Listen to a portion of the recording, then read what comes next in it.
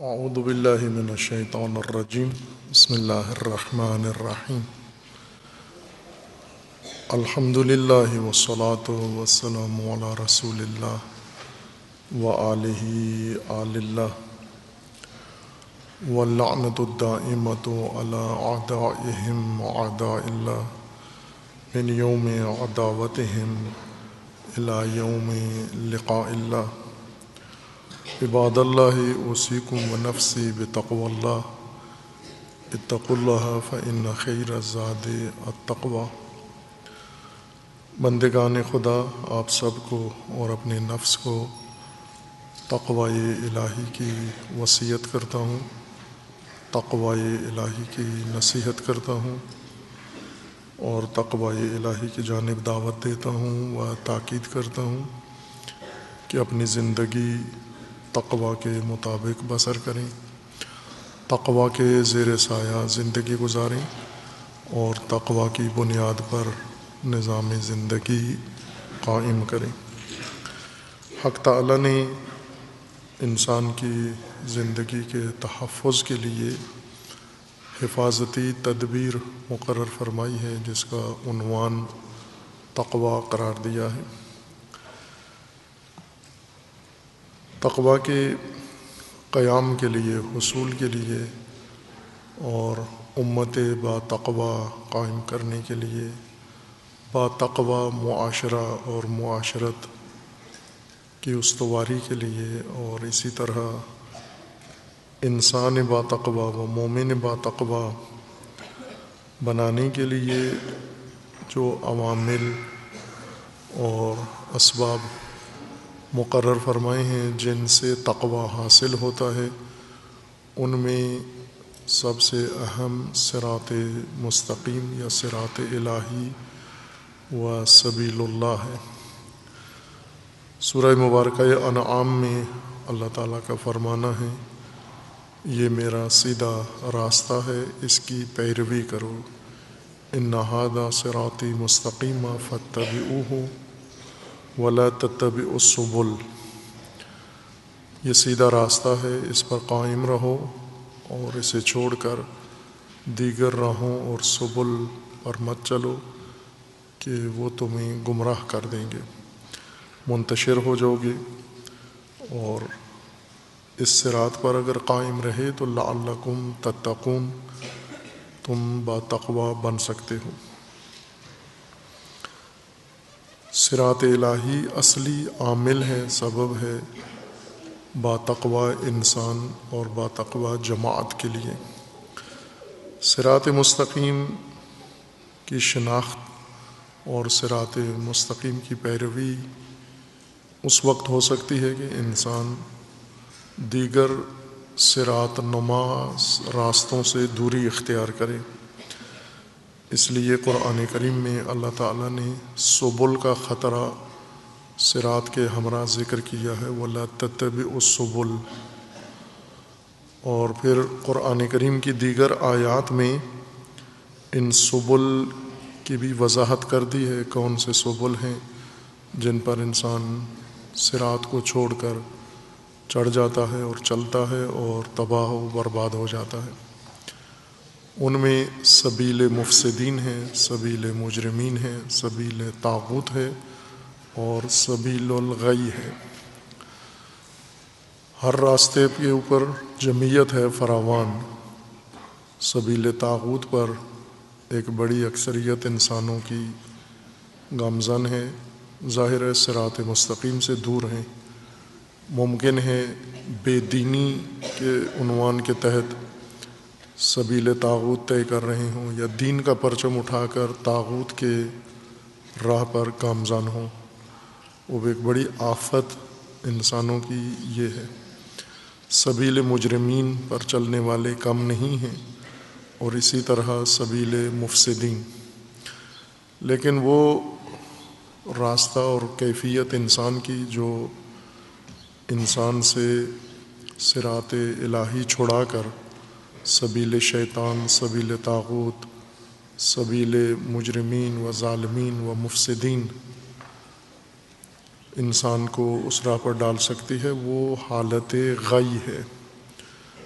غی انسان کی کیفیت ہے ذہنی دل کی، جس کا نتیجہ یہ ہے کہ غی کی صورت میں انسان تشخیص نہیں دے سکتا، صحیح راہ کو تشخیص نہیں دے سکتا، صحیح منزل کو تشخیص نہیں دے سکتا، اور اسی طرح صحیح مقصود کا انتخاب نہیں کرتا۔ غی ایسی کند ذہنی، نافہمی اور ایسی غباوت ذہنی کا نام ہے کہ جس کے ہوتے ہوئے انسان کے سامنے جو چیز صراط بنا کر پیش کی جائے وہ اسے صراط مان لیتا ہے، کوئی غلط بات اسے صحیح کہہ کر بتائی جائے وہ اسے صحیح سمجھ کر قبول کر لیتا ہے، کوئی جہالت، گمراہی اور غلط راستہ اس کے سامنے رکھا جائے وہ اسے اخذ کر لیتا ہے کہ یہ درست راہ ہے۔ یعنی دھوکہ کھانے کی کیفیت، فریب میں آ جانا، اور انسان لا علمی یا بے خبری یا نافہمی اور حماقت کے نتیجے میں غلط راہوں کو صحیح سمجھ لینا، اکثر انسانوں کی یہ بیماری ہے، مذہبی ہوں یا غیر مذہبی۔ اگر غی کا شکار ہو گئے ہیں تو وہ ہر غلط راستہ اپنائیں گے۔ آج ہم اپنے ملک میں اور قوم میں اس کے نمونے کثرت سے دیکھتے ہیں کہ مذہب کے نام پر لوگوں کو گمراہی پیش کی جاتی ہے اور وہ اسے مذہب سمجھ کر اپنا لیتے ہیں، سختی سے اس پر عمل کرتے ہیں۔ مذہب نفرت کو مذہب بنا کر، تعصب کو مذہب بنا کر، فرقہ واریت کو مذہب بنا کر اور ہر گمراہی کو مذہب کا نام دے کر ان لوگوں کے سامنے پیش کیا جاتا ہے، اور وہ اسے عقیدت کے ساتھ، محبت کے ساتھ اپنا لیتے ہیں اور اس پر مصر رہتے ہیں۔ یہ غی کا نتیجہ ہے۔ اس کے مقابلے میں رشد ہے۔ رشد آگہی، بیداری، شعور، فہم، فراست، بصیرت، حکمت کا نام ہے کہ جس کیفیت کے بعد انسان صاحب تدبیر ہو جاتا ہے، اس کو حقیقت معلوم ہو جاتی ہے، حق و باطل میں تشخیص کر سکتا ہے، فرق کر سکتا ہے، اور کبھی بھی دھوکے میں نہیں آتا، کبھی بھی غلط راہ کو صحیح راستہ سمجھ کر نہیں اپناتا۔ اس کے اندر یہ قوت تشخیص موجود ہوتی ہے۔ رشد وہ کیفیت جس کے ذریعے سے انسان سوجھ بوجھ پیدا کر لیتا ہے، ذہن کی پختگی، جس کے مطابق انسان زندگی گزارتا ہے اور دوسروں کے ساتھ زندگی گزارنے کے قابل ہوتا ہے۔ غی وہ نافہمی جو انسان کو انسانیت سے گرا کر حیوانیت کی حد تک پہنچا دیتی ہے۔ رشد کے نمونے قرآن کریم نے ذکر فرمائے ہیں۔ رشد یافتہ انسان کون ہوتے ہیں اور ان کی علامات کیا ہیں؟ انہی موارد میں سے سورہ مبارکہ حجرات میں اللہ تعالیٰ نے ایک مورد پیش کیا ہے جس میں معیار رشد کا ذکر کیا ہے اور جماعت رشد یافتہ کی پہچان کروائی ہے۔ سورہ مبارکہ حجرات بہت ہی ایک اعلیٰ مضمون سے شروع ہوتی ہے، اور وہ ہے لوگوں کو، خصوصاً اہل ایمان کو رسول اللہ صلی اللہ علیہ وآلہ وسلم کی بارگاہ میں ادب تعلیم دے رہی ہے۔ سورہ حجرات اس کا آغاز یوں ہوتا ہے، بسم اللہ الرحمن الرحیم، یا ایھا الذین آمنوا لا تقدموا بین یدی اللہ ورسولہ واتقوا اللہ ان اللہ سمیع علیم۔ اے وہ لوگوں جو ایمان لائے ہو، مومنوں، ایمان لانے والوں، انہی کو ادب سکھایا جا رہا ہے کہ بے ادبی، گستاخی مت کرو اللہ اور رسول کی بارگاہ میں۔ لا تقدموا، پہلا ادب یہ ہے کہ تقدم حاصل نہ کرو، سبقت نہ لو، آگے نہ بڑھو اللہ اور رسول سے، تقوی اختیار کرو، اللہ سمیع و علیم ہے۔ یا ایہا الذین آمنو، کفار مشرکین دشمنان کو نہیں کہا جا رہا، مومنوں کو یہ ادب سکھایا جا رہا ہے۔ یا ایہا الذین آمنوا لا ترفعوا اصواتکم فوق صوت النبی، اے مومنوں ایمان لانے والو اپنی آوازیں نبی کی آواز سے اونچی مت کرو، اپنی آوازیں دھیمی رکھو، نبی کی آواز سے اوپر کوئی آواز نہ ہو آپ کی، یعنی آپ کی بات نبی کی بات کے اوپر نہیں ہونی چاہیے۔ وَلَا تَجْهَرُوا لَهُ بِالْقَوْلِ، اور نہ ہی نبی کے سامنے جہر بالقول کرو، اونچی آواز میں گفتگو کرو۔ کَجَہْرِ بَعْضِکُمْ لِبَعْضٍ، جس طرح تم میں سے بعض کے ساتھ اونچی آواز میں بولتے ہیں اور آوازیں اوپر ٹون رکھ کر صدا والیوم بڑھا کر ایک دوسرے سے باتیں کرتے ہو، اس طرح سے نبی کے ساتھ مت کرو باتیں۔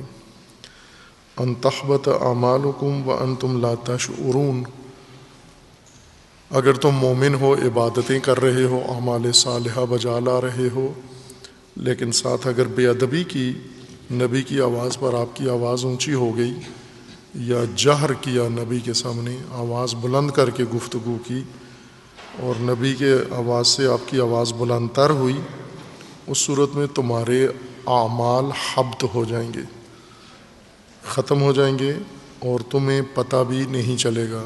وَأَنْتُمْ لَا تَشْعُرُونَ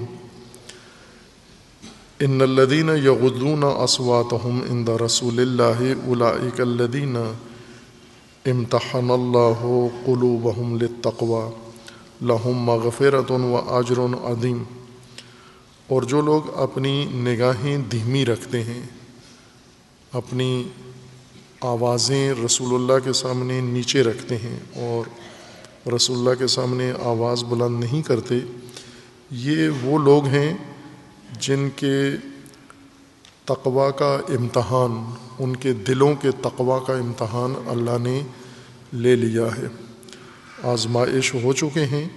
لہم مغفرۃ و اجر عظیم، مغفرت و اجر عظیم ان لوگوں کے لیے ہے۔ ان الذین ینادونک من وراء الحجرات اکثرهم لا یعقلون، یہ جو آپ کو یعنی نبی اکرم صلی اللہ علیہ وآلہ وسلم کو حجرات کمرے یا گھر، دیواروں سے دور باہر کھڑے ہو کر آوازیں لگاتے ہیں، آپ کو بلاتے ہیں۔ وراء الحجرات یہ اکثر نافہم ہیں، اکثر احمق ہیں، سفیہ ہیں، نادان ہیں، ان میں ادب نہیں ہے کہ کیسے ہم نے بات کرنی ہے۔ وَلَوْ أَنَّهُمْ صَبَرُوا حَتَّى تَخْرُجَ إِلَيْهِمْ لَكَانَ خَيْرًا لَهُمْ وَاللَّهُ غَفُورٌ رَحِيمٌ، اگر یہ صبر کرتے اور آپ کے گھر کے باہر آ کر آوازیں نہ لگاتے اور اونچی آواز سے آپ کو نہ پکارتے، انتظار کرتے کہ آپ گھر سے باہر آ کر انہیں ملیں، تو یہ ان کے لیے بہتر تھا۔ واللہ غفور رحیم۔ اب یہ ایک ادب ہے کہ رسول اللہ صلی اللہ علیہ وآلہ وسلم کی بارگاہ میں اور اللہ کی بارگاہ میں کیسے آپ نے رہنا ہے، وہ ادب جو متروک ہے وہ ختم ہو چکا ہے، بالکل اس کے الٹ ہم حرکات کرتے ہیں۔ سب سے زیادہ جہر بالقول اور چیخ و پکار اور غل غپاڑا مجلس میں ممبر پہ کیا جاتا ہے، گلے پھاڑ کے پھیپھڑے کا زور، پیٹ کا زور اور تمام وجود کا زور لگا کے ایک معمولی سی بات کرنا، یہ احمقانہ ترین انداز تخاطب ہے دنیا میں جو یہاں ہمارے ہاں رائج ہے۔ سیاسی مقررین بھی اسی طرح گلے پھاڑ پھاڑ کے بولتے ہیں، اور یہ روش انہوں نے مذہبی لوگوں سے سیکھی ہے، گلا پھاڑ کے تقریر کرنا، یہ بے ادبی کے زمرے میں آتا ہے، خصوصاً مساجد میں۔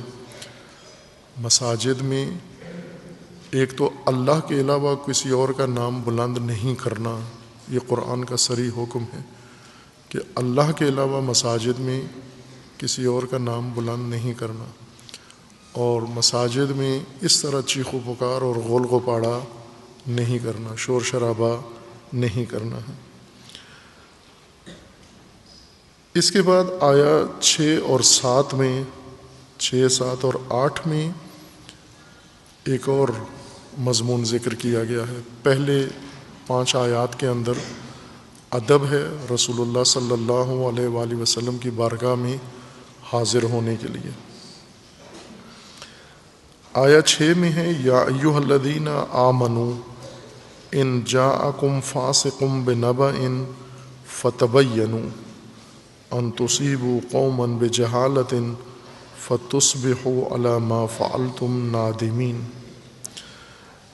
پھر اہل ایمان ہی کو یہ خطاب ہوا ہے، یا ایھا الذین آمنوا، یہ خطاب اہمیت رکھتے ہیں جن میں اہل ایمان کو مخاطب قرار دیا گیا ہے، یعنی یہ دستورات، یہ تعلیمات، یہ ہدایات مخصوص ہیں مومنین کے ساتھ، کہ مومنین یہ ادب ملحوظ رکھیں، اپنائیں اور یہ وصف اختیار کریں۔ مومنین غیر مومنین کی طرح نہ ہوں، مومن اور غیر مومن میں انہی رویوں میں فرق ہوتا ہے۔ آج ہم دیکھیں تو مومن اور غیر مومن میں فقط اظہار کا فرق ہے، رویے ایک جیسے ہیں۔ مثلا ہم اپنے ملک میں دیکھیں، مومن و غیر مومن کثرت سے ہیں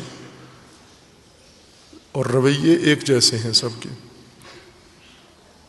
عمل ایک جیسا ہے، تہذیب ایک جیسی ہے، رسومات ایک جیسی ہیں اور حرکات و سکنات ایک جیسی ہیں۔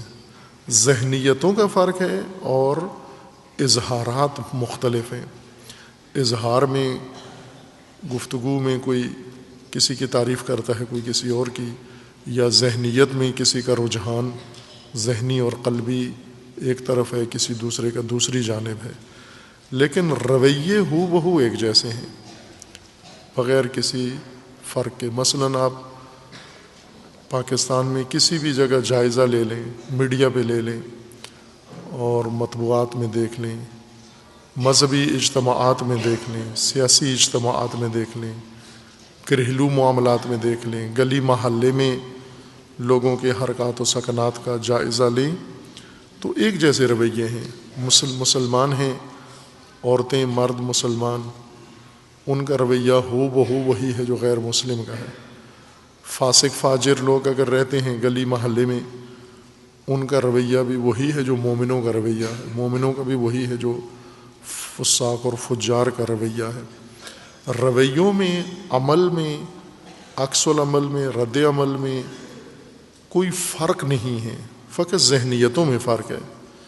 شناختی کارڈ علیحدہ علیحدہ ہیں ان کے، گفتگو میں اپنا تعارف کراتے ہوئے الگ پہچان کرواتے ہیں، ورنہ ان کے اعمال، حرکات، سکنات ایک جیسی ہیں ان کی۔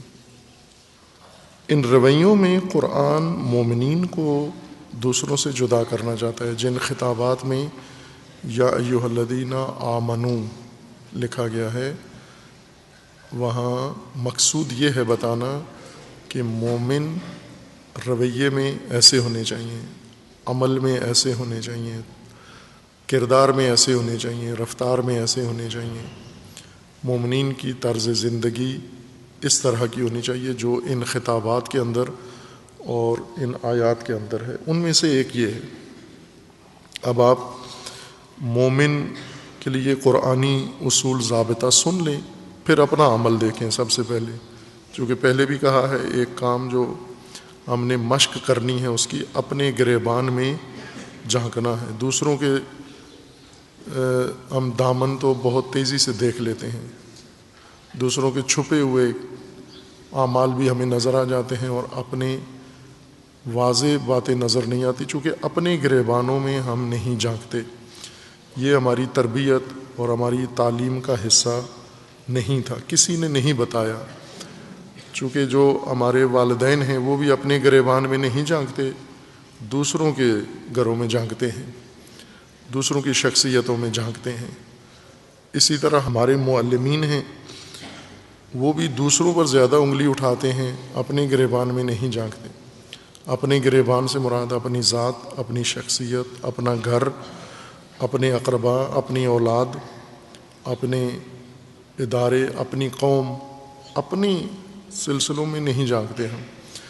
مذہبی مجالس میں آپ دیکھ سکتے ہیں کہ شیعہ جب گفتگو کرتے ہیں تو سامنے شیعہ بیٹھے ہوتے ہیں، گفتگو ساری غیر شیعہ کے بارے میں ہو رہی ہوتی ہے، یعنی اپنے گریبان میں نہیں جھانکتے۔ سنی عالم خطیب سنیوں کو بٹھا کے سب حملہ شیعوں پہ کرتا ہے، اپنے گریبان میں نہیں جھانکتا، اپنی قوم، اپنے فرقہ، اپنا مسلک نہیں دیکھتے کہ ہمارے اندر کیا ہے۔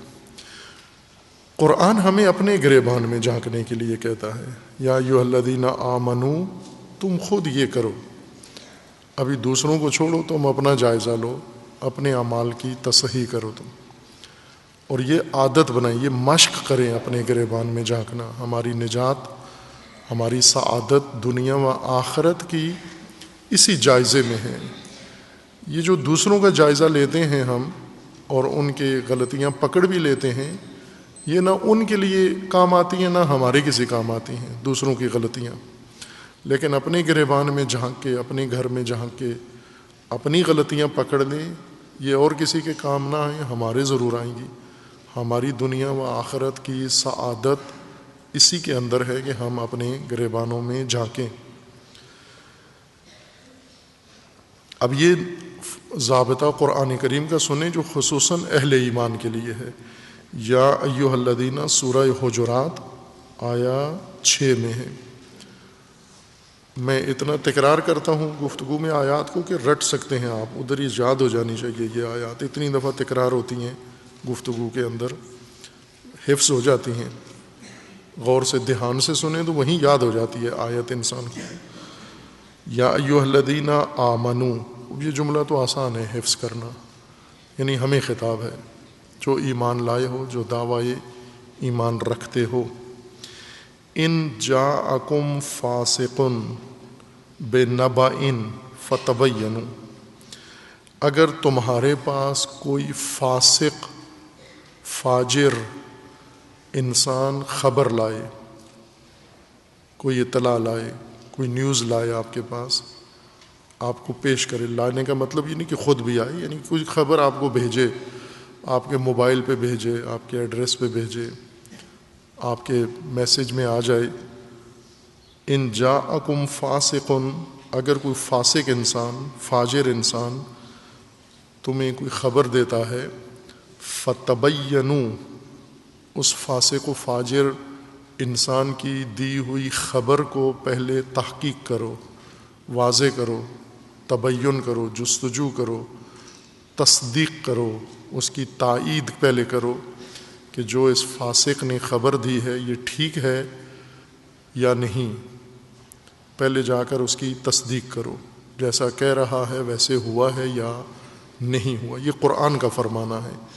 ان جاءکم فاسق بنبأ فتبینوا، اگر کوئی فاسق تمہارے پاس خبر لاتا ہے یا پہنچاتا ہے، اسے پہلے سمجھو، سوچو، غور کرو، تبین کرو، تحقیق کرو۔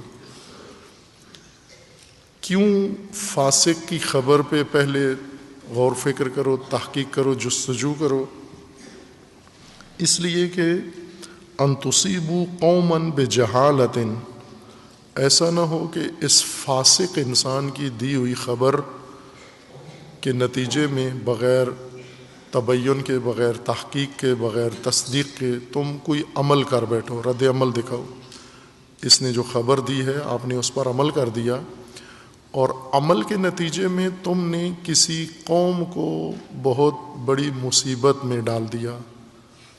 ایک فاسق انسان کی بتائی ہوئی خبر، ایک فاسق انسان کی دی ہوئی خبر کے مطابق آپ نے ذہن بنا لیا، طیش میں آ گئے، جذبات میں آ گئے، اور اٹھ کے کوئی قدم اٹھایا جس سے کسی دوسری قوم کو نقصان ہوا ہے، کسی دوسری قوم کا، کسی دوسرے فرد کا آپ نے اس خبر پر عمل کرنے کے نتیجے میں نقصان کر دیا ہے، ضرر پہنچا دیا ہے۔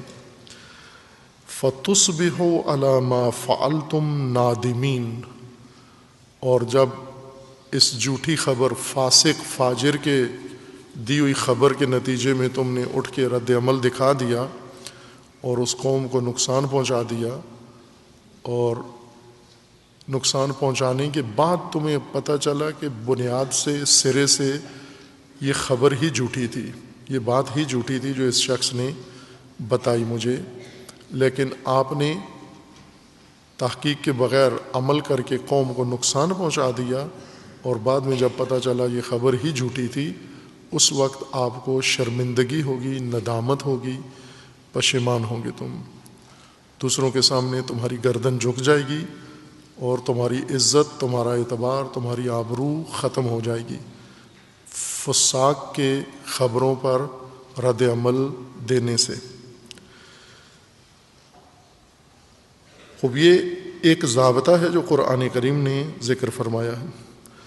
اس کے بعد ہے اگلی 7 نمبر آیت میں وَاعْلَمُوا أَنَّ فِيكُمْ رَسُولَ اللَّهِ لَوْ يُطِيعُكُمْ فِي كَثِيرٍ مِّنَ الْأَمْرِ لَعَنِتُّمْ، یہ بھی بات مد نظر رکھو، جان لو کہ تمہارے اندر رسول اللہ صلی اللہ علیہ وآلہ وسلم تشریف فرما ہے، مومنوں تمہارے اندر رسول اللہ موجود ہیں، اور اگر آپ رسول اللہ کو مجبور کرو کہ رسول اللہ آپ کی باتوں پر عمل کریں، لو یطیعکم فی کثیر من الامر، یہ جو تمہاری خواہش ہے، ہم جو کچھ رسول اللہ سے جا کر کہتے ہیں، جو تجاویز پیش کرتے ہیں، جو خبریں دیتے ہیں، جو درخواستیں کرتے ہیں، جو تقاضے کرتے ہیں، جو ان سے ہم طلب کرتے ہیں، اگر وہ ہماری باتوں پر رسول اللہ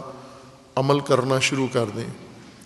ہر آدمی جاتا ہے رسول اللہ کے پاس، جا کر اپنی مرضی کی بات کرتا ہے کہ آپ یوں فرم کیجئے، آپ ایسے کیجئے، مختلف موضوعات میں، ذاتی معاملات میں، مالی معاملات میں، گھریلو معاملات میں، سماجی معاملات میں، عبادی معاملات میں، ہر ایک کے ذہن میں ایک تجویز آتی ہے۔ اگر آپ رسول اللہ کو جا کر اپنی باتیں سناؤ اور پھر رسول اللہ سے یہ توقع رکھو کہ رسول اللہ آپ کی باتوں پر عمل کریں زیادہ، لعنتم، تم مشقت میں پڑ جاؤ گے اگر رسول اللہ سے اپنی باتیں منوانا شروع کر دیں، اور یہ رسول آپ لوگوں کی جمہور کی اطاعت شروع کر دیں، جمہور لوگ جو چاہتے ہیں رسول اللہ وہ کرنا شروع کر دیں، نقصان کس کا ہوگا؟ نقصان خود لوگوں کا ہوگا جو رسول اللہ سے اپنی باتیں منوا رہے ہیں۔ لعنتم، اپنی باتیں رسول اللہ سے منوا کر خود مشقت میں پڑ جاؤ گے، خود مصیبت میں پڑ جاؤ گے، خود درد سر میں مبتلا ہو جاؤ گے، خود پریشانیوں کا شکار ہو جاؤ گے تم۔ وَلَكِنَّ اللَّهَ حَبَّبَ إِلَيْكُمُ الْإِيمَانَ وَزَيَّنَهُ فِي قُلُوبِكُمْ، لیکن اللہ تعالیٰ نے تمہارے دلوں کے اندر ایمان کو محبوب بنا دیا ہے، تمہیں ایمان تمہارے دلوں میں اللہ نے ڈال کر، اور ایمان کی لگن تمہارے اندر اللہ نے ڈال دی ہے۔ وَزَيَّنَهُ فِي قُلُوبِكُمْ، اور تمہارے دلوں میں اللہ نے ایمان کو زینت قرار دیا ہے، زینت ایمان سے تمہارے دلوں کو مزین کر دیا ہے۔ وَكَرَّهَ إِلَيْكُمُ الْكُفْرَ وَالْفُسُوقَ وَالْعِصْيَانَ، اور اللہ تعالیٰ نے تمہارے دلوں میں کفر و عصیان و فسوق، انکار، بے دینی اور نافرمانی کو ناگوار قرار دیا ہے، ناپسندیدہ قرار دیا ہے تمہارے دلوں کے اندر۔ اولئک ھم الراشدون،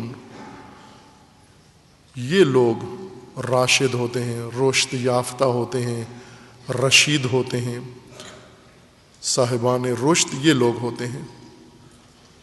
کون؟ جن کے دلوں کے اندر نافرمانی سے بیزاری ہو، ناپسندیدہ ہو نافرمانی ان کے لیے، اور بے دینی، فسق و فجور ان کے لیے ناگوار ہو، اور کفر ان کے دلوں میں ناگوار ہو۔ ایمان سے ان کے دل مزین ہوں اور ایمان ان کی پسندیدہ چیزوں، ان کے دلوں کے اندر ایمان کی لگن ہو، یہ رشد کی علامتیں ہیں۔ یہ اگر کسی قوم کے اندر موجود ہیں، وہ راشدون ہیں، وہ راشدین ہیں، وہ رشد یافتہ ہیں۔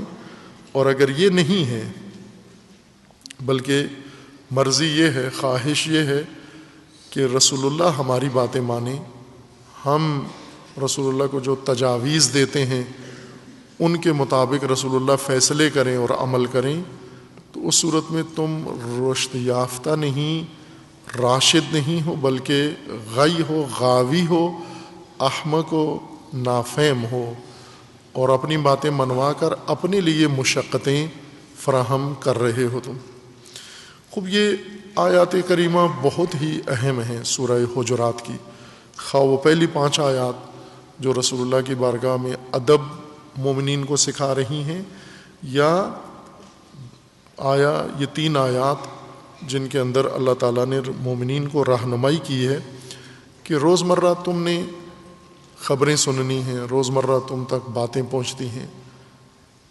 آج تو زیادہ ایک قسم کا کہیں کہ طوفان ہے خبروں کا، ہر آدمی کے ہاتھ میں موبائل ہے، ہر آدمی رپورٹیں دینے والا رپورٹر ہے، اور ہر آدمی وصول بھی کر رہا ہے۔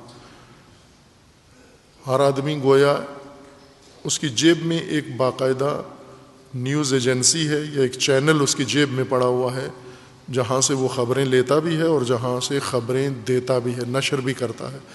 ہر آدمی یہ کام کر رہا ہے۔ پہلے یہ توفیق نہیں تھی، کچھ لوگ خبریں سناتے تھے، خبریں پھیلاتے تھے، اور اکثریت خبریں وصول کرتے تھے، سنتے تھے۔ آج یہ حالت عمومی ہو گئی ہے، ہر آدمی خبریں دے بھی رہا ہے اور ہر آدمی دوسروں سے خبر لے بھی رہا ہے۔ اور یہ خبریں جو آپ تک پہنچتی ہیں، کسی قسم کی معلوماتی خبریں ہوں، حادثاتی خبریں ہوں، مذہبی خبریں ہوں، گوارا خبریں ہوں، ناگوار خبریں ہوں، ہر آدمی آپ کے لیے خبر بھیج رہا ہے۔ خبروں کے آپس میں گروپ بنے ہوئے ہیں، میڈیا گروپ بنے ہوئے ہیں، نہ بھی ہوں تو ویسے زبانی ایک دوسرے کو پہنچاتے ہیں خبریں، ایک نے سنی دوسرے کو سنا دی۔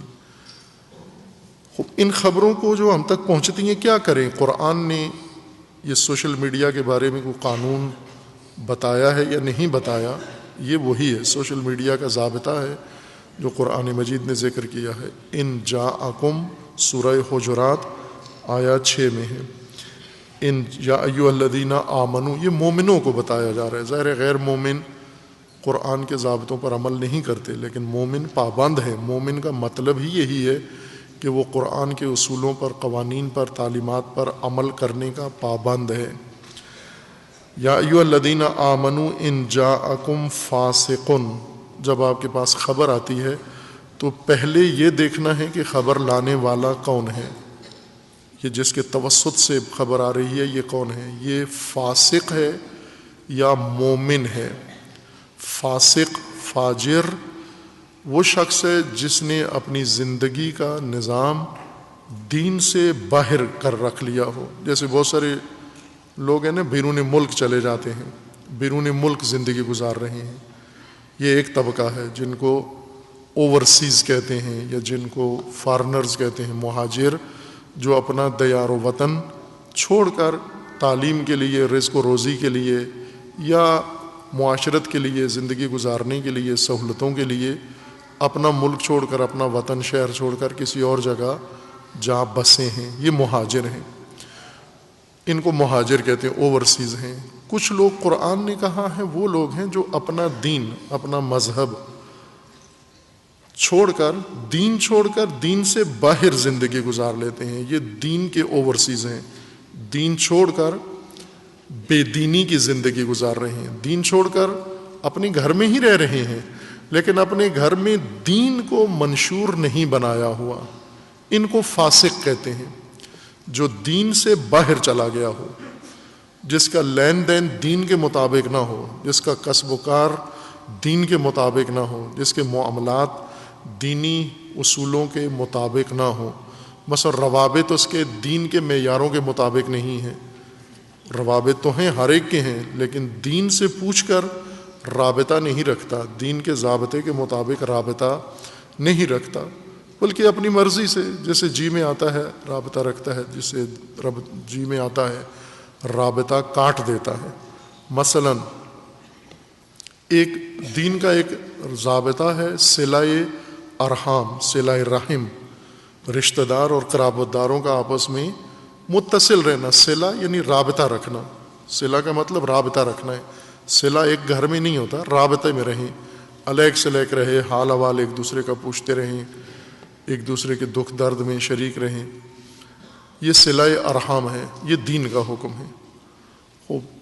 اگر کوئی انسان اس ضابطے کی پابندی کر رہا ہے کہ اپنے قرابت دار، رشتہ دار، وہ ددحال کے ہوں، ننہال کے ہوں، کسی طرف سے بھی رشتہ دار بنتے ہیں، ان کے ساتھ تعلقات میں رہتا ہے، خوب یہ دین کا ایک ضابطہ ہے، اس کے تحت عمل کر رہا ہے. اگر کوئی دین سے باہر چلا جائے کون ہوگا؟ یہ وہ شخص ہے جس نے اپنے ارحام سے رابطہ کاٹ دیا ہے. وہ آئیں بھی اس کی طرف یہ انہیں قبول نہیں کرتا، پسند نہیں کرتا، رابطہ نہیں رکھتا. یہ دین سے باہر چلا گیا ہے، اپنے گھر میں ہی، اپنی حویلی میں، اپنے محلے میں ہی، اپنے گاؤں میں ہی دین سے باہر چلا گیا ہے، دین کا اوورسیز ہو گیا. یہ دین سے باہر زندگی گزار رہا ہے. اسی کو قرآن فاسق کہتا ہے، اسی کو فاسق کہتا ہے. یہ دین کا ایک عبادی شیڈول ہے، عبادتوں کا انسان کو دین نے روزانہ کا ایک نظام الاوقات دیا ہے کہ تم نے اٹھنا اتنے بجے ہے، اور پھر اس کے بعد اللہ کی عبادت کرنی ہے، پھر اس کے بعد تم نے کیا کرنا ہے. یہ پورا دن گزارنے کا نظام الاوقات ایک شیڈول ہے دین کی طرف سے. خوب ایک انسان اپنے گھر میں رہ کر ہی اس شیڈول کو نظر انداز کر دیتا ہے. صبح اذان ہوتی ہے، ایک نہیں بلکہ اب تو ہر محلے میں 100 اذانیں ہوتی ہیں، اور بڑے بھاری لوڈڈ سپیکروں کے اوپر ہوتی ہیں، لیکن ٹس سے مس نہیں ہوتا. خوب یہ اپنے گھر میں ہے لیکن دین سے باہر چلا گیا ہے. نماز کے وقت سویا ہوا ہے، نماز کے اوقات کی پابندی نہیں کرتا، عبادتوں کے اس نظام الاوقات کا پابند نہیں ہے. یہ دین سے باہر ہے، اس کو فاسق کہتے ہیں. عربی زبان میں فسق کھجور کے اپنی اس کور سے باہر آنے کو کہتے ہیں.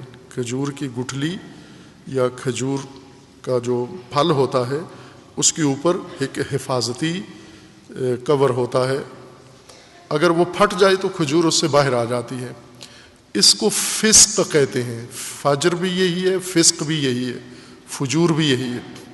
فاسق جو دین کی حد عبور کر کے دین سے باہر چلا گیا ہو، دینی ضابطے سے باہر جا کر عمل کر رہا ہو، لین دین کرتا ہے. مثلا دین نے ممنوع قرار دیا، سود کا لین دین دین نے ممنوع قرار دیا، نہ سود لینا ہے نہ سود دینا ہے. اب یہ اس ضابطے کو توڑ کر باہر چلا جاتا ہے، اسی کو فسق کہتے ہیں. یہ فاسق ہے.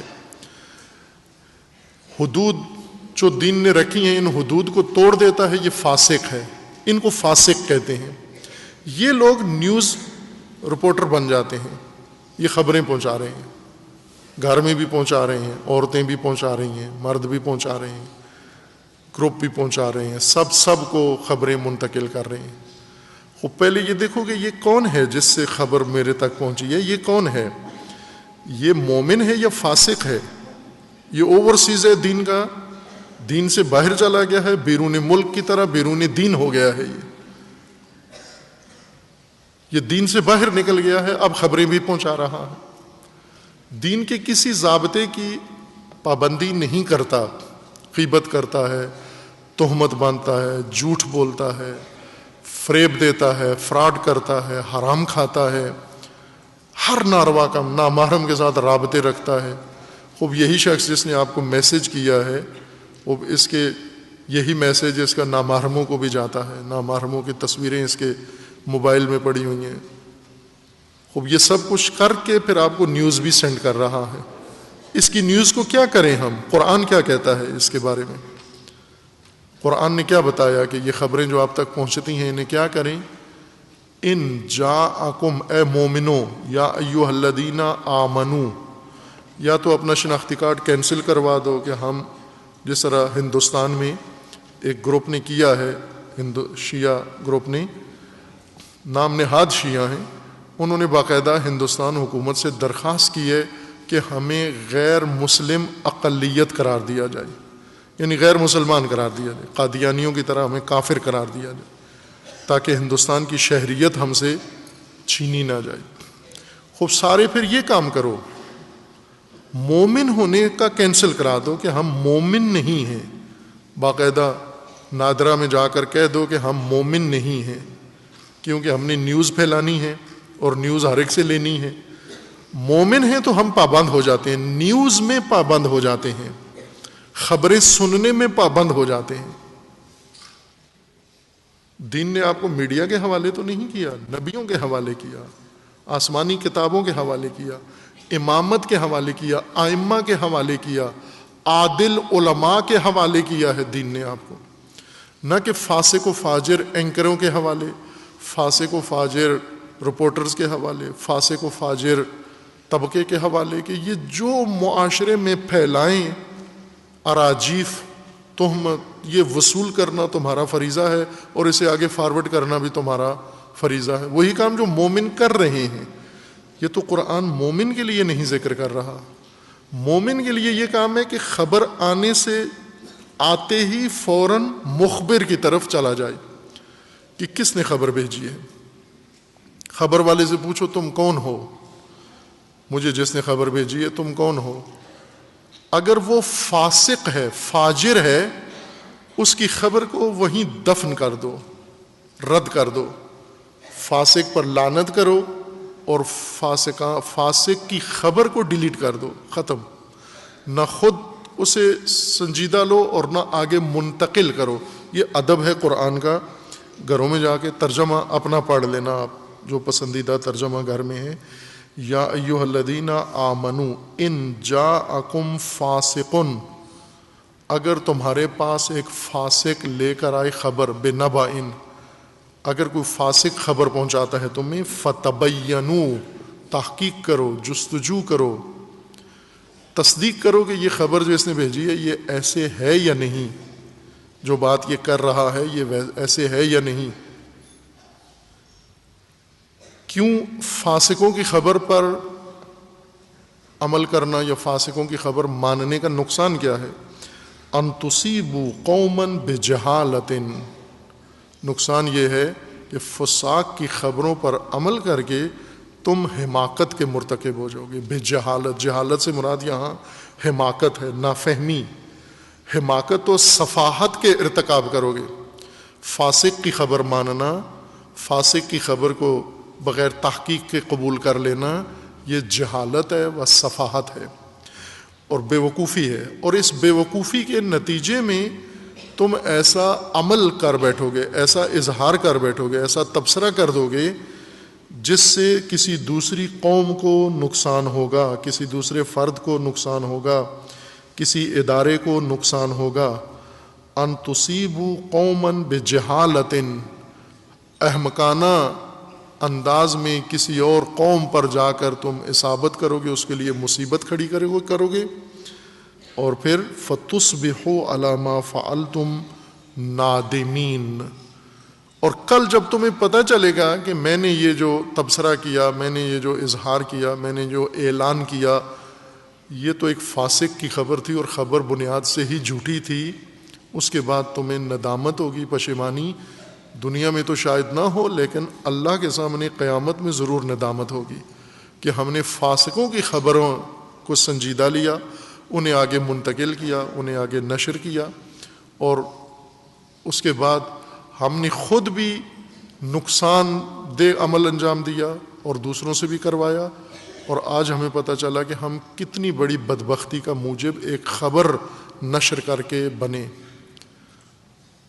یہ قرآن ادب سکھا رہا ہے معاشرت کا مومنوں کو۔ اس آیت کے بارے میں دلچسپ حقائق ہیں۔ ایک تو یہ ہے کہ قرآن کریم کی یہ ان خوش قسمت آیات میں سے ہیں جو علم فقہ میں اور علم اصول فقہ میں زیادہ زیر بحث آئی ہیں۔ یہ آیت.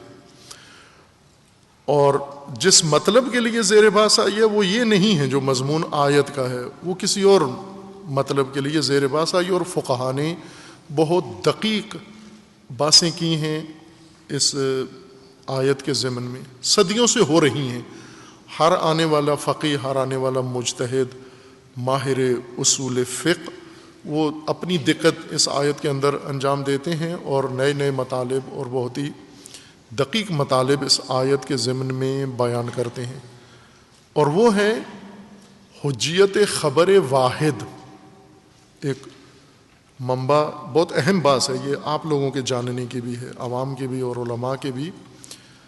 اور وہ یہ ہے کہ ہم اللہ کا حکم کہاں سے لے سکتے ہیں؟ ہمارے پاس، آج کے لوگوں کے پاس، آج کی نسل کے پاس اللہ تعالیٰ کے احکام، شریعت کے احکام لینے کا ذریعہ کیا ہے؟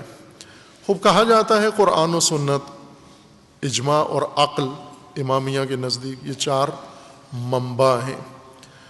قرآن سے کس طرح سے ہم اللہ کا حکم لیتے ہیں یہ ایک علیحدہ بات ہے، ایک باب الگ بنتا ہے کہ حجت کتاب خدا کیسے ہے ہمارے لیے. سنت میں روایات کو مصداق سنت کے طور پر پیش کیا جاتا ہے کہ جو روایات رسول اللہ صلی اللہ علیہ وآلہ وسلم سے منقول ہیں، مروی ہیں، یا ائمہ ہدیٰ علیہم السلام سے مروی ہیں، یہ روایات ان کو اخبار بھی کہا جاتا ہے، خبر اور اخبار یا روایت اور روایات. یہ روایات مختلف قسم کی ہیں.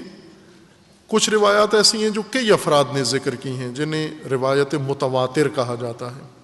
یعنی ایک روایت ایسی ہے جو بہت زیادہ راویوں نے اور لوگوں نے معصوم سے سن کر آگے نقل کی ہے، یہ متواتر روایت ہے. وہ خبر جو اتنی تعداد میں نقل نہ کی گئی ہو، پیش نہ کی گئی ہو، روایت نہ کی گئی ہو، بلکہ کم تعداد ہو، 1 آدمی، 2 آدمی، 4 آدمی، 5 آدمیوں نے یہ روایت نقل کی ہے، اس کو اصطلاح میں خبر واحد کہتے ہیں، متواتر کے مقابلے میں. یعنی متواتر نہیں ہے، 1 راوی کی خبر ہے یا 2 راویوں کی خبر ہے، یعنی اتنے راویوں کی خبر ہے کہ جن کی روایت سے انسان کو یقین و علم حاصل نہیں ہوتا. اسے خبر واحد کہتے ہیں. خوب آیا یہ خبر دین کے احکام کے متعلق رسول اللہ سے، ائمہ ہدیٰ سے، اہل بیت علیہ السلام سے، اس طرح کی روایت اگر ہم تک پہنچے تو یہ ہمارے لیے حجت ہے یا نہیں، یہ ایک بات ہے بہت مفصل اصول فقہ میں اور فقہ میں.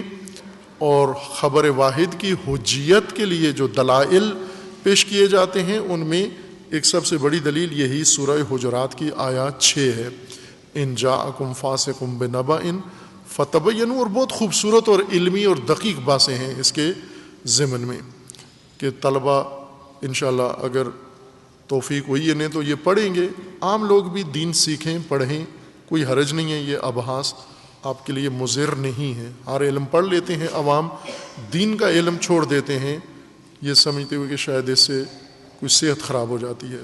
دین کے علوم بھی پڑھیں. آپ بے شک اپنے اپنے شعبوں میں رہیں، آپ ڈاکٹر ہوں، انجینئر ہوں، کاروباری ہوں، ملازمین ہوں، کوئی بھی کام کر رہے ہیں، دین کا علم تو ہر مرحلے کے لیے جائز ہے. پڑھنا شروع کر دیں، کہیں سے بھی پڑھنا شروع کر دیں. آج تو انٹرنیٹ کی وجہ سے یہ سہولت عام ہو چکی ہے. آن لائن داخلے لے لیں اور قرآن پڑھیں، حدیث پڑھیں، یہ فقہ کے احکام پڑھیں. صحت کے لیے بالکل آپ کے مضر نہیں ہے. ترتیب سے پڑھیں، البتہ بیچ میں سکپ کر کے نہ پڑھیں کہ اس سے خرابی ہوتی ہے. خوب یہ بات کی ہے، یہ اصل مضمون نہیں ہے آیت کا کہ خبر واحد حجت ہے یا نہیں. آیت یہ بتانے نہیں آئی، آیت مومنوں کو ایک بہت بڑے غلط کام سے بچانے آئی ہے. یہ نہیں کہہ رہی کہ خبر واحد حجت ہے یا حجت نہیں ہے. یہ علماء نے محنت کر کے اس آیت سے نکال لیا ہے، اس کی دلالت التزامی سے، اس کے مدلول التزامی سے محنت کر کے یہ مطلب آیت سے استنباط کیا ہے. لیکن وہ مطلب جو اس کا مدلول مطابقی ہے، یعنی جو اصل مضمون ہے آیت کا، جس کے بارے میں آیت ہمیں رہنمائی کر رہی ہے، وہ ایک بہت بڑی غلطی سے ہمیں بچا رہی ہے مومنوں کو. یا ایھا الذین آمنو، ایک بہت غلط کام تم کرتے ہو اور وہ غلط کام یہ ہے کہ تم فاسق اور فاجر افراد جب تمہارے پاس کوئی خبر لاتے ہیں تحقیق کیے بغیر اسے مان لیتے ہو، اور جتنا نقصان اس کام کا ہے یہ تمہیں آخرت میں اللہ کے سامنے یا دنیا میں ہی پشیمان کر دے گا. اتنا نقصان دہ کام ہے یہ، فاسقوں کی خبر پر عمل کرنا، فساق کی خبروں کو مان لینا، صحیح مان لینا، انہیں آگے نشر کر دینا، انہیں دوسروں تک پہنچا دینا، یہ بہت بڑا مجرمانہ کام ہے. مومنوں یہ نہ کرنا، فساق اور فجار سے کوئی خبر نہ لینا. خوب آپ دیکھ لو کتنے چینل، کتنے ویب چینل، کتنی نیوز ایجنسیاں جو جھوٹ پھیلاتی ہیں، وہ فاسق ہیں سارے. فاسقوں کے سینگ تو نہیں ہوتے، جھوٹ بولنے والے اور محرمات کا ارتکاب کرنے والے حرام خور، یہی فاسق ہوتے ہیں. یہی خبریں بھی دیتے ہیں، وہ ان کی خبروں کو آپ بڑے کان دھر کے سنتے ہو اور ان کو صحیح بھی مان لیتے ہو اور ان پر عکس العمل بھی دکھاتے ہو، ان کے مطابق عقیدہ بھی بنا لیتے ہو، رائے بھی قائم کر لیتے ہو اور انہی کے مطابق رویے بھی بنا لیتے ہو آپ. یہ وہ غلط کام ہے. تمہارا معاشرتی بگاڑ ہے، تمہارا سماجی بگاڑ ہے، تمہارا دینی بگاڑ ہے، تمہارا مذہبی بگاڑ ہے. فاسقوں کی خبروں پر عمل کرنا، فساق کی باتوں کو تحقیق اور تصدیق کیے بغیر مان لینا. اس آیت کا اصل ماجرا بھی ایک خوبصورت ایک اور پہلو ہے کہ یہ آیت نازل کب ہوئی. یہ آیت نازل ہوئی ایک صحابی، معروف صحابی کے بارے میں. اس صحابی کو رسول اللہ نے روانہ کیا زکوٰۃ لینے کے لیے ایک قبیلے میں کہ جو وہاں سے زکوٰۃ کا ٹائم ہو گیا ہے، زکوٰۃ وصول کر کے لاؤ. ان لوگوں کو جب پتہ چلا رسول اللہ کا نمائندہ آ رہا ہے تو انہوں نے استقبال کے لیے گاؤں سے، قبیلے سے باہر آ کے استقبال کیا. یہ صحابی جب وہاں گیا تو اس نے سمجھا کہ یہ حملہ کرنے والے ہیں مجھ پر، چونکہ وہ استقبال کے لیے گھوڑے تلواریں نکالے ہوئے تھے. اس نے سمجھا یہ زکوٰۃ نہیں دینا چاہتے اور مجھ پر حملہ کرنے والے ہیں. یہ بھاگ کے آ گیا اور آ کے رسول اللہ کو کہا کہ انہوں نے زکوٰۃ دینے سے انکار کر دیا ہے، بلکہ وہ جنگ کی تیاریاں کر رہے ہیں. اور اس کی خبر سن کر رسول اللہ کے ساتھ جو اور تھے صحابی جو جوشیلے اور جذباتی، انہوں نے فوراً ڈنکا بجا دیا، یا رسول اللہ جنگ کے علاوہ کوئی دوسری بات نہیں ہے، سر قلم کرنے ہیں، سر تن سے جدا کرنا ہے. فوراً جذبات میں آ گئے. رسول اللہ نے ان کو روکا کہ جنگ جوابی حملہ نہیں کرنا، پہلے دیکھ لیتے ہیں کہ یہ جو خبر لایا ہے یہ ٹھیک بھی ہے یا نہیں. پھر رسول اللہ نے ایک اور صحابی کو بھیجا اور انہوں نے جا کر جائزہ لیا تو معاملہ الٹ تھا. انہوں نے بتایا کہ وہ زکوٰۃ کا انکار نہیں کر رہے، زکوٰۃ دینے کے لیے بلکہ خوشی میں استقبال کے لیے آئے. یہ ڈر گیا اور بھاگ کے آ کے اس نے غلط خبر دی ہے. اس وقت آیت نازل ہوئی کہ اگر اس فاسق کی خبر پر عمل کر بیٹھتے تو مان لیتے اور اس قبیلے کو مرتد قرار دیتے اور ان پر حملہ کر دیتے اور بعد میں تمہیں پتہ چلتا کہ یہ غلط بات تھی، کتنی بڑی ندامت اور کتنی بڑی جہالت تھی. وہی کام جو آج ریلیوں میں کیا جا رہا ہے. فساق کس طرح ریلیاں ارینج کرتے ہیں، کس طرح میڈیا کے اندر خبریں نشر کرتے ہیں اور کس طرح جنگی تیاریاں شروع کر دیتے ہیں. فرقہ واریت اس آیت کے تناظر میں سمجھیں آپ کہ فاسقوں کی خبروں سے ملک کے اندر فرقہ واریت کا ماحول بنا ہوا ہے.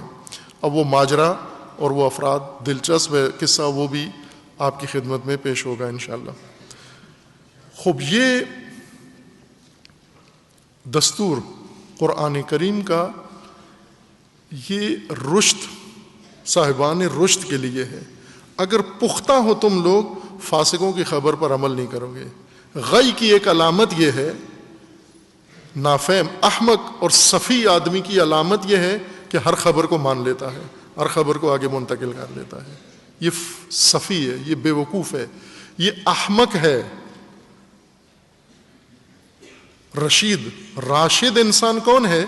جس کو جو خبر آتی ہے اس کو رکھ لیتا ہے، پھر اس کی تصدیق کراتا ہے قابل اعتماد ذریعے سے کہ یہ خبر درست ہے یا درست نہیں ہے. جب تصدیق ہو جائے درست ہے پھر اس کے بعد مناسب قدم اٹھاتا ہے. یہ رشد ہے. اور فوراً عکس العمل دکھانا، فاسق کی خبر کو بنیاد بنانا، یہ سفاہت ہے، جہالت ہے اور بے وقوفی ہے. اس سفاہت نے پاکستان کا بیڑا غرق کر دیا ہے. اس حماقت نے پاکستانی مسلمانوں کو یہاں تک پہنچایا ہے. کہ فساق کو انہوں نے اپنی پیشوا بنا لیا ہے، فاسقوں کو انہوں نے رہبر بنا لیا ہے، فاسقوں کو لیڈر بنا لیا، فاسقوں کے کہنے پر نہ او دیکھتے ہیں نہ تو دیکھتے ہیں اور دوسری قوم کے اوپر چڑھائی کر دیتے ہیں۔ اس لیے یہ بحث بہت اہم ہے۔ فقہا اگر حجیت خبر واحد سے فرصت کر کے تھوڑا سا اصل مضمون بھی بیان کر دیتے آیت کا، تو یہ آیت ہمیں ادب سکھاتی ہے، دینی و معاشرتی۔ اللہ تعالیٰ انشاءاللہ ہم سب کو فہم و بصیرت و رشد عطا فرمائے تاکہ ہم احکام الہی کو جیسے ہیں ویسے سمجھ سکیں انشاءاللہ۔ اعوذ باللہ من الشیطان الرجیم، بسم اللہ الرحمن الرحیم۔ انا اعطیناک الکوثر فصل لربک وانحر ان شانئک هو الابتر۔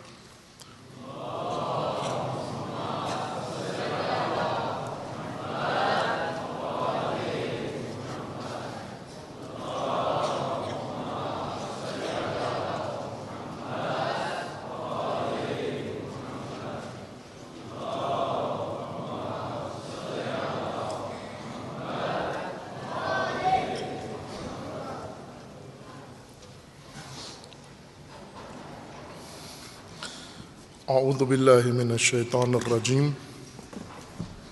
بسم اللہ الرحمن الرحیم۔ الحمد للہ والصلاة والسلام علی رسول اللہ وآلہ آل اللہ، سیما علی امیر المؤمنین علی ابن ابی طالب علیہ الصلاۃ والسلام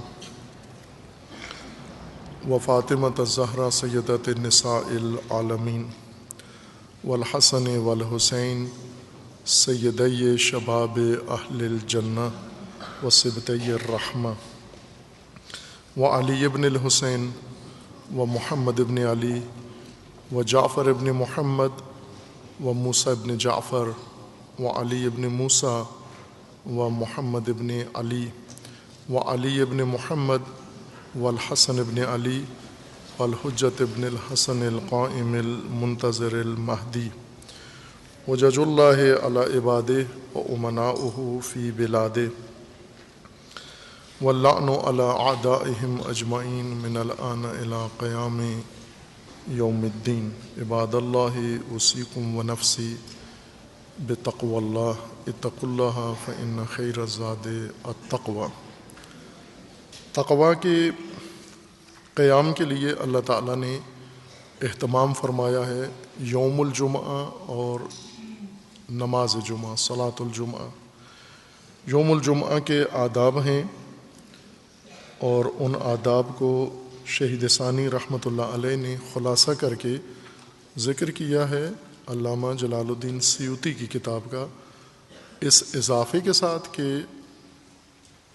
علامہ سیوطی نے فقط روایات جو منابع اہل سنت سے مروی ہیں ان سے یہ خصوصیات جمعہ تعین کی ہیں یا بیان کی ہیں، شہید ثانی نے اہل بیت علیہ السلام کی طرق سے مروی روایات بھی اس میں شامل کی ہیں۔ ان میں 40ویں خصوصیت یہ ذکر کی گئی تھی کہ چونکہ مفصل ہے، اس میں رسول اللہ صلی اللہ علیہ وآلہ وسلم کا فرمانا ہے، وقال صلی اللہ علیہ وآلہ ان لکم فی کل جمعۃ حجۃ و عمرۃ۔ ہر جمعہ مومنین کے لیے ایک حج ہوتا ہے اور ایک عمرہ۔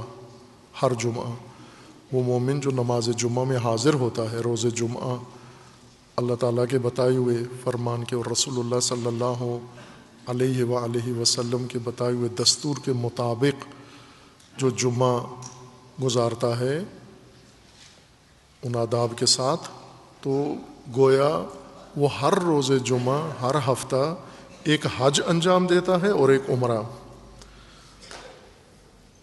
ان لکم فی کل جمعۃ حجۃ و عمرۃ، ہر جمعہ کے دن تمہارا ایک حج ہوتا ہے اور ایک عمرہ۔ فالحجۃ الہجرۃ الی الجمعہ، حج گھر سے اٹھ کر جمعہ کی جگہ پر تمہارا آنا ہے۔ یہ ہجرت گھر چھوڑ کر، بیتوتہ چھوڑ کر مسجد میں آنا، یا جمعہ جہاں قائم ہو رہا ہے وہاں پر حاضر ہونا، یہ تمہارا حج شمار ہوتا ہے۔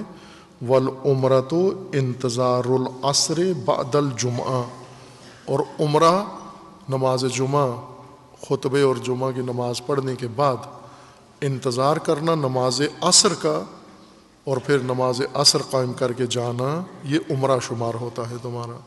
بس ایک ہی دن میں نماز جمعہ جب پڑھتے ہو اور نماز جمعہ کے بعد نماز عصر، تو یہ حج بھی ہے اور تمہارا عمرہ بھی ہے۔ وقال صلی اللہ علیہ وآلہ وسلم من زار قبر ابویہ او احدہما فی کل جمعۃ غفر لہ وکتب برا۔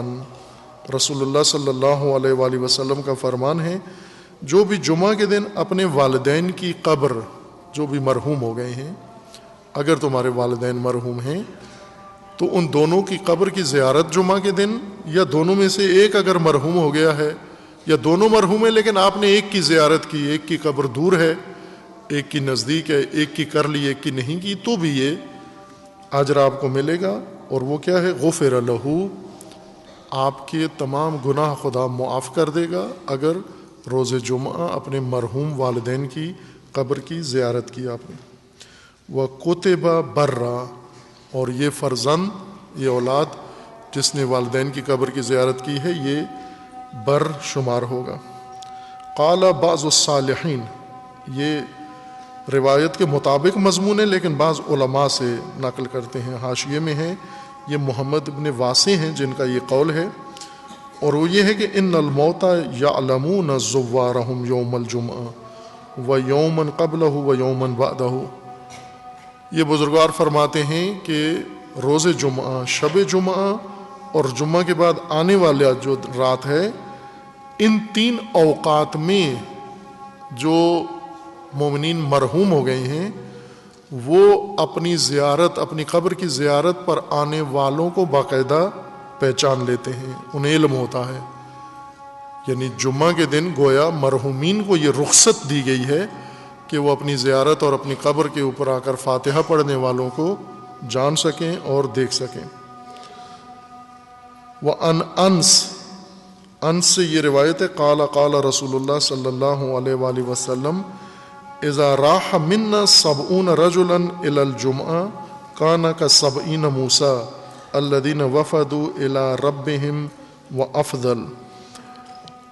اس روایت کے مطابق رسول اللہ فرماتے ہیں کہ جب 70 آدمی، 70 مومن مل کر جمعہ کی طرف جب جاتے ہیں، اپنے اپنے گھروں سے نکل کر میقات جمعہ پہ پہنچتے ہیں 70 آدمی، تو اللہ کے نزدیک ان 70 آدمیوں کی حیثیت، مقام وہی ہوتا ہے ان 70 آدمیوں کے طرح جو موسیٰ علیہ السلام کے ساتھ مل کر میقات پروردگار کے لیے گئے تھے۔